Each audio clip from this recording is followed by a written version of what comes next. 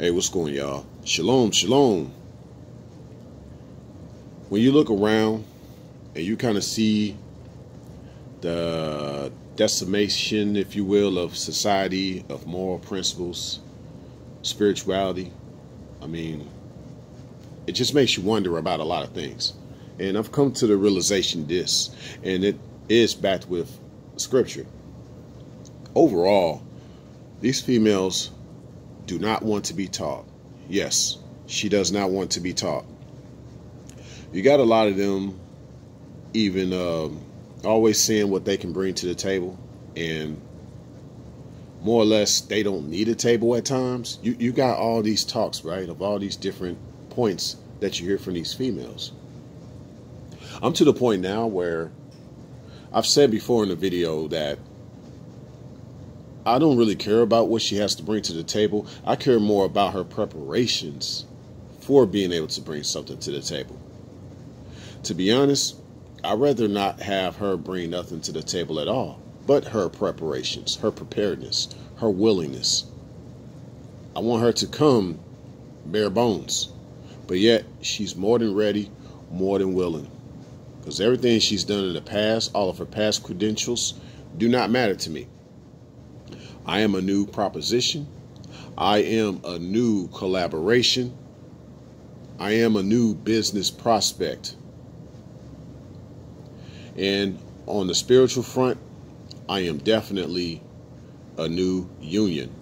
And so this is very important because in the scriptures, just going back to the book of Genesis, it talks about how man was made in the Creator's image. We're not talking about mankind. We're just talking about man himself, not woman, man. Now, if you try to break down woman, that just basically means the womb of a man. That's what a woman is. Okay, so if that's the case, then a man is made after his image, the Creator's image and likeness. And if a woman is the womb of a man, what does this mean? This means really that she is made after that man's image in likeness. So the whole essence of a woman being taught in the first place is so that she can be more like that man, because you are the womb of a man. That's what a woman is. You come from his womb, more or less. Not really his rib. They do say rib, but I believe that's been misinterpreted over times from the scriptures. It just basically means his womb. You are from his womb. So the reason why a lot of men struggle with dealing with a lot of these females out here that don't want to really be real women is because, yeah, most of them are just not teachable. It's not really this compatibility thing, because teachers get students of all different races, faces, and traces, right? But each one is coming there with the willingness to learn, despite their background. They might not even have a knack for what they're trying to learn, but if they're willing to learn it, who knows, they may excel. So it's all about that molding process, getting that woman to become more like you.